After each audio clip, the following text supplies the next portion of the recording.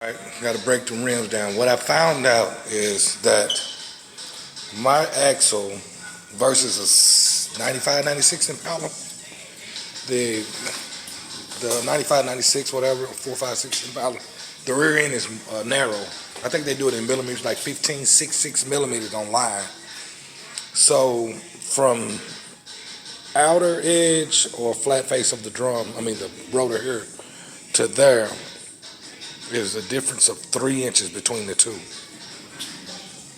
I'm going to upgrade to drums, but I decided to go ahead and cut my wheels down, my inner wheel, because I'm going to have to do it anyway. If I go ahead and do it now, then when I do the swap, it should bolt right up. Because right now, I think this is supposed to be a 10 or 10 and a half inch wheel.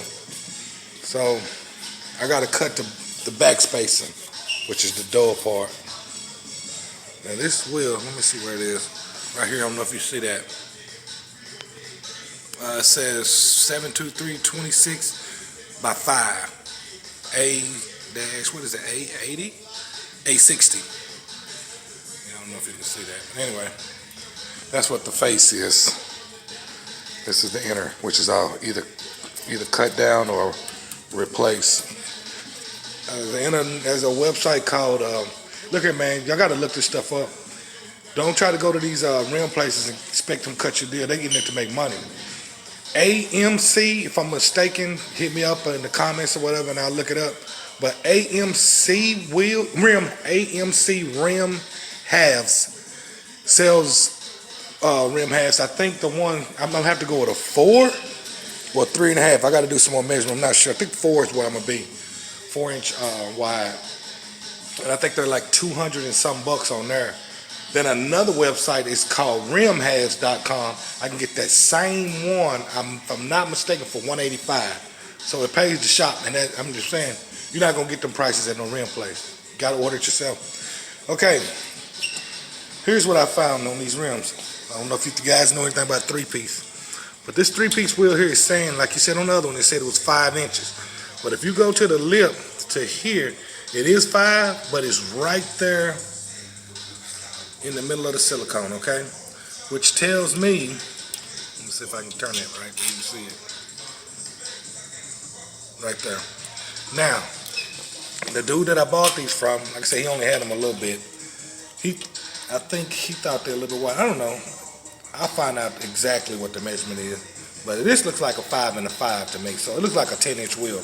I think he said he thought it was 10 and a half. I will find out for sure, because there's a lot of guys running 10 and a half or wanting to run 10 and a half. And this is why I'm doing this tutorial, because I ran into this. If you're going to squat your car, and my car had a low squat, I mean minimum, not a minimal.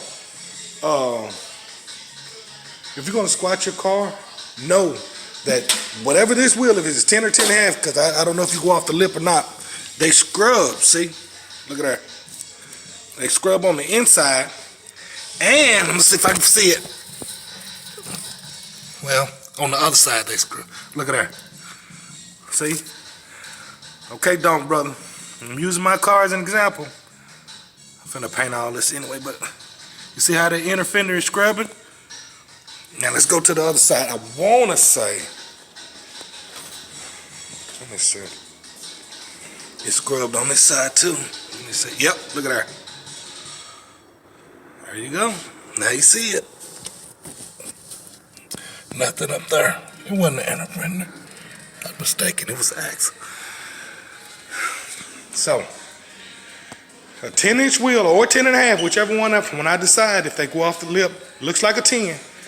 Will scrub on a 72 if you squat it. That's 5 and 5. And wasn't much room between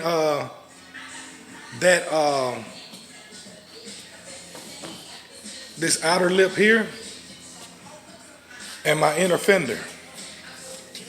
So just want y'all to know that.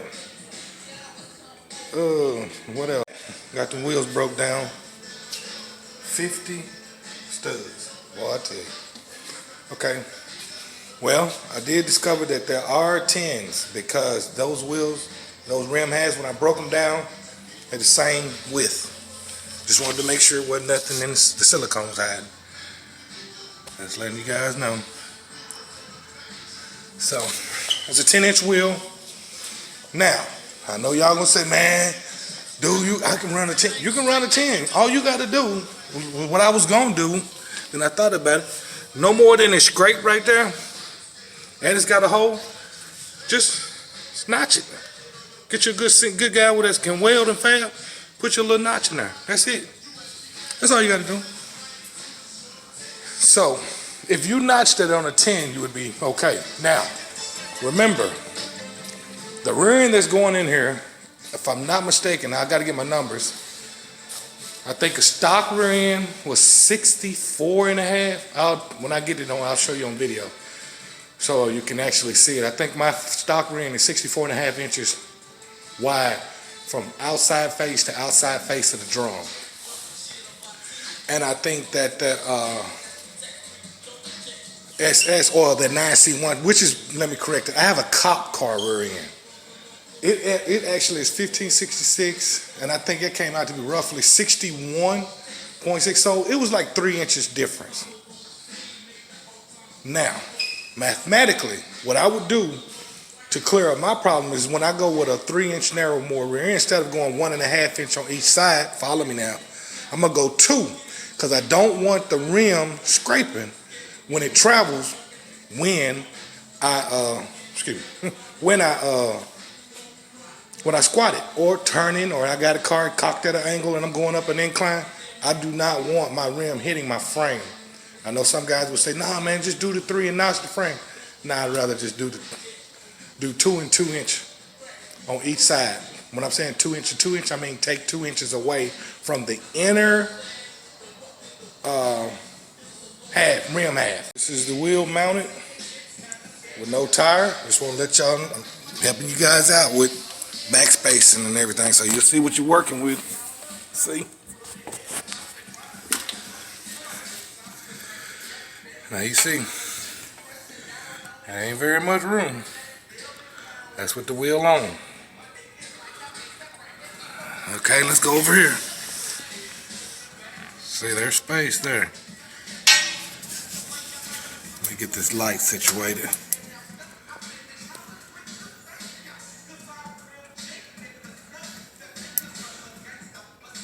There we go.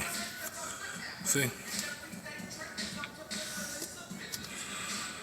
That's on the front side of the rim. Now, on the back side, that's where it was running. So you gotta allow for travel, guys. Like turning in places where you turn the wheel sharp, and at one end, at one side of the rear axle go up in there. You get that.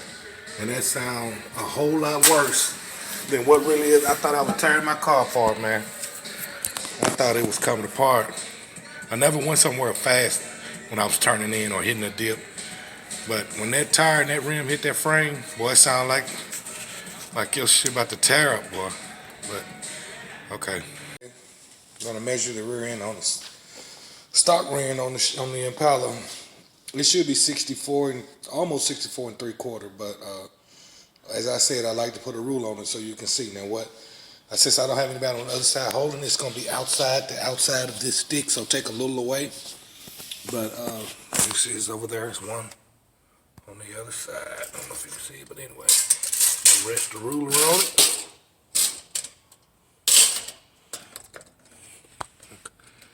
All right. Now I shouldn't. I'm outside that side, so you got to take away a little.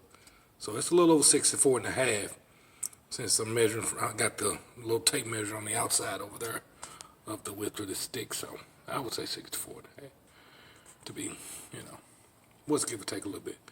But that's the difference. That's going to be a difference in width. There you go. Okay, let's do the other rear end. Here we go. This is a 95 NC1 again. Cop car rear end. Oh, a little bit of info I found out. SS Impalas came with a 308 and limited slip, positive track, or whatever you want to call it, rear end. Despite what people have told me, 373s did not come in that car. Per GM, it was 308. You can look it up. I can send you the links.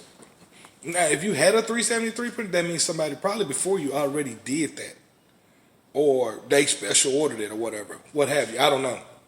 I'm just going off what I researched. They don't come with 373. Now, this rear end is a. This one came with the 323, same setup. Got the information. I'll show you. So it had a beefier gear. So I gained on that. Everything else is the same too. The perches and all of that. Even though there is a difference in width of this rear end and an SS rear end, as well as it is between the 72 and this one. They're all three different widths. I have that information too. I don't have it in front of me. I'm just talking about my setup. So this is a 9C1. Another bit of information that you probably don't or won't find. Well, you will if you look. It takes a while because I look forever. But I'm saving you guys the research is the numbers on the axle. Here we go. This number right here, that says, let me get it right. That's 2LYG5128. This glare is going to be tricky. Let's see. Maybe you can see that. But anyway, there's the 2LY there. But anyway, that tells you it's a 9C1. If you run across a SS rear end, which they are hard to find now, I got to buy another one for my Rivian. Oop, there goes my 6.2. That's going to my K5. Woo, beast. Anyway, and, oh, bucket seat for the Donk. Anyway, if you find one, it's going to probably run you anywhere from 5 to a G. This one right here ran me 600. I know some of you are like, Scott, made, bro. I had to jump on it. I looked for 6 months. It is what it is. But anyway, let's get back to the measurements. 64 and a half, despite what I said before, this is new. So you're finding out with me true measurements. 64 and a half, 64 and 3/4, right in that little area, give or take, because of the paddles and stuff, you know how the wood kind of curves a little bit, but you know that. This one, there it is, right there, on the steering stick. What does that say? 62. You see it, fellas. 62. So that is 62 versus the 64 and something.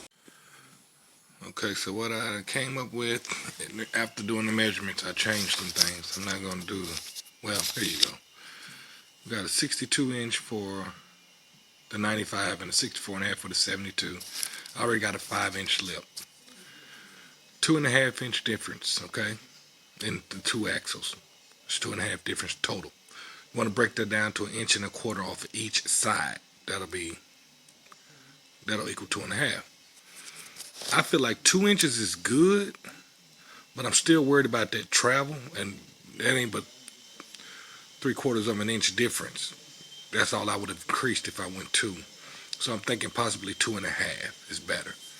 I don't know. So if I do 2.5, that means I'm gonna have a 2.5 inch inner lip. So I don't know. I might stick with the 2 and get it, because I think see, when you're going to get into these halves like this, they are hard to find, and you'll find that out. But when you go to a Rim Halves page, that Rim Halves website I told you guys about. Okay, I'm back.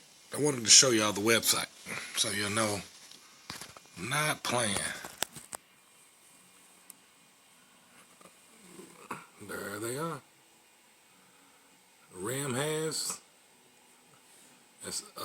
This page is the Rim Halves, and I think this one is the AMC Rim Halves. Let me pull it down. There you go. You want to believe me? Let's see, inventory. There your rim has some prices. Go over here to the other one.